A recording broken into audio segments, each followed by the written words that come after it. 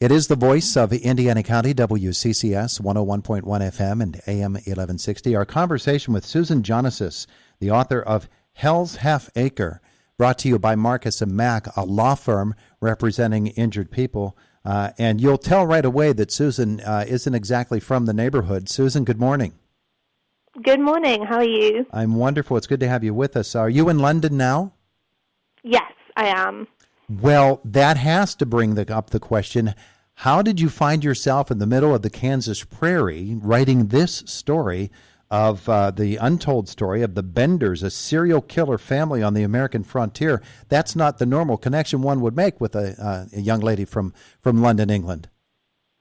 No, it's true, and it's a good question. So I have always been interested in crime, sort of in the history of crime in the UK and in America. And that's what I specialized in at university. But I first came across the Benders actually in a book I bought from a thrift store, which was like a book all about lots of horrible crimes from the early 1990s.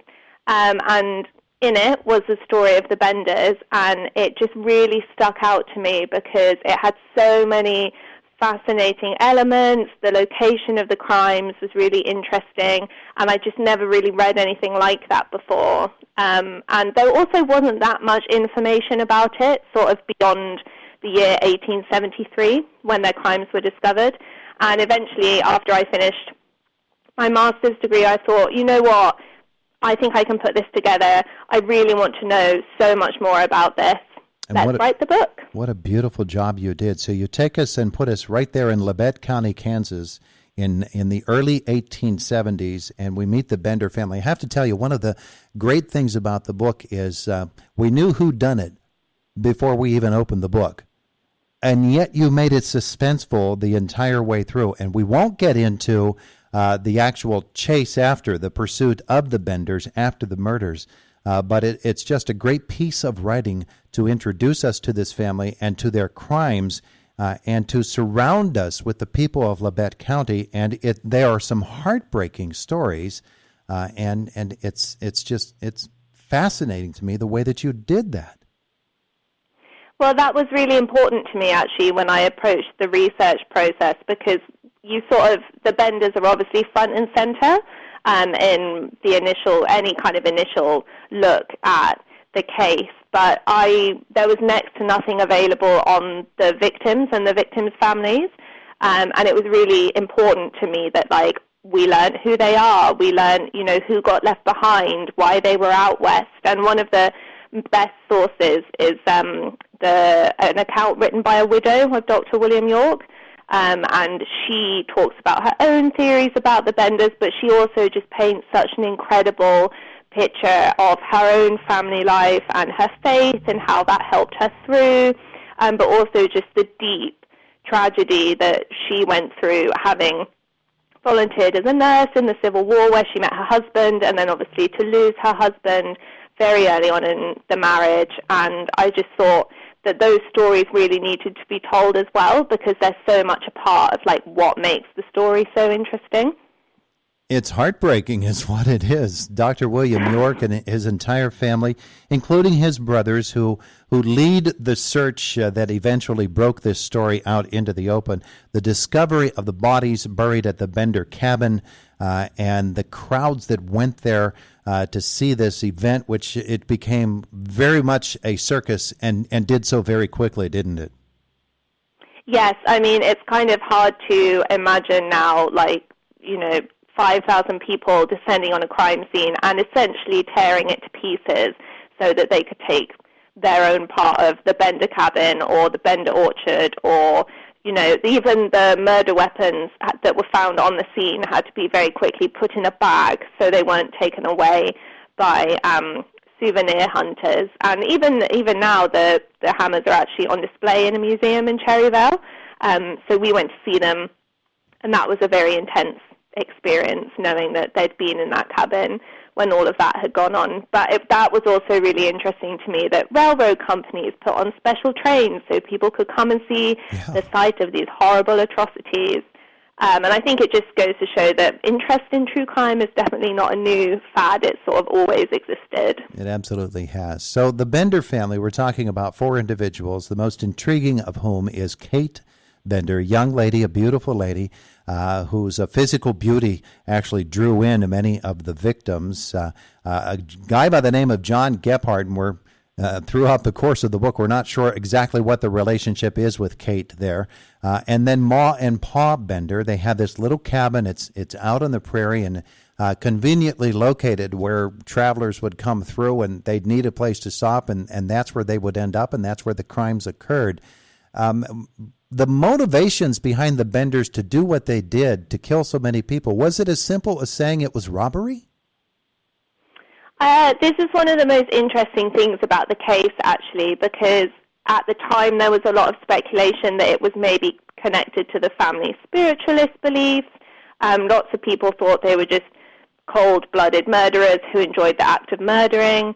I tend to believe that somebody in the family really enjoyed murdering, and the others were all right to be complicit in it.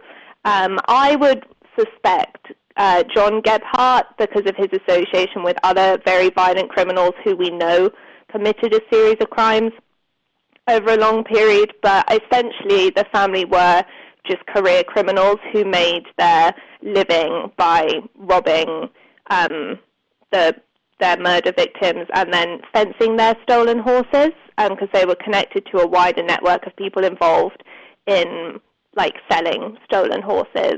But I think obviously that's not a career path that everybody would choose.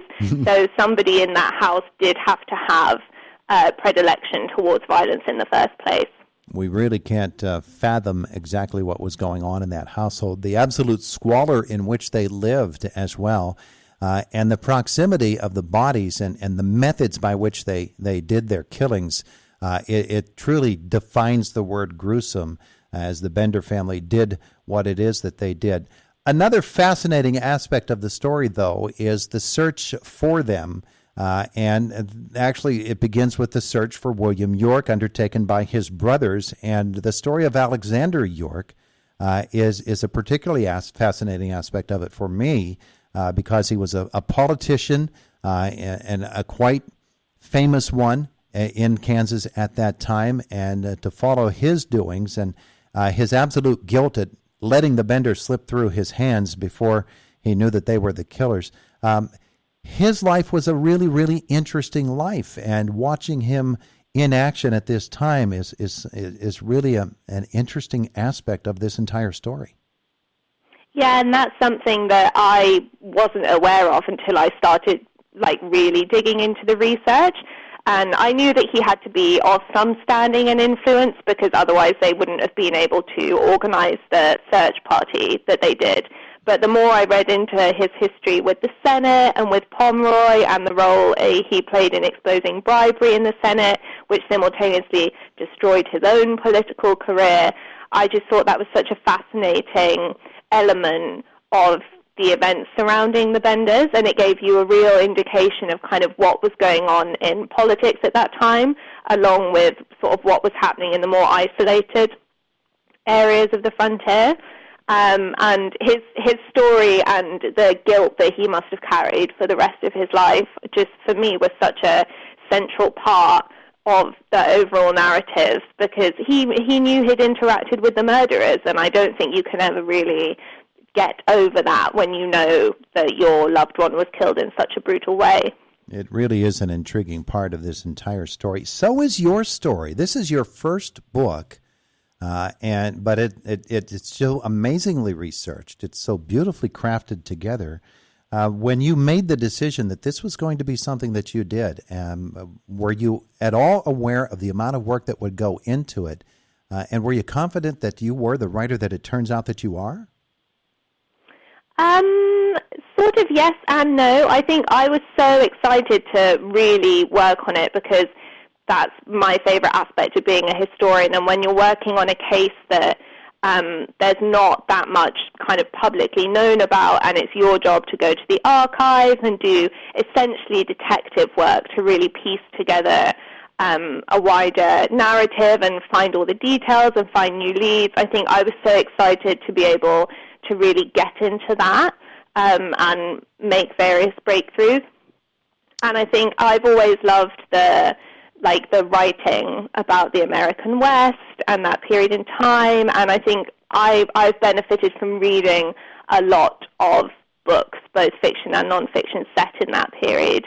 And I thought, well, if I can do it kind of half as good as these, then I'll be happy with myself. So you did it more than half as good, Susan, and no pressure. But when you come out with a book that is this good and it's your first effort, you know the pressure.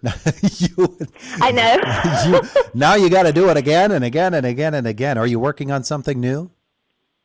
Yes, so I'm hopefully going to write a kind of, I call it true crime adjacent biography of an American burlesque dancer and her life in mid-century America and her ties to the mob and her relationship with the police. And this is another story that just there hadn't been that much writing about, and her whole life was amazing and encapsulates so much of what it was to live in America, sort of from the 30s to the 70s, that hopefully I'll get to write about that next. We'll look forward to that with great anticipation. Meanwhile, we're not quite finished with this story. It's called Hell's Half Acre, The Untold Story of the Benders, a serial killer family on the American frontier.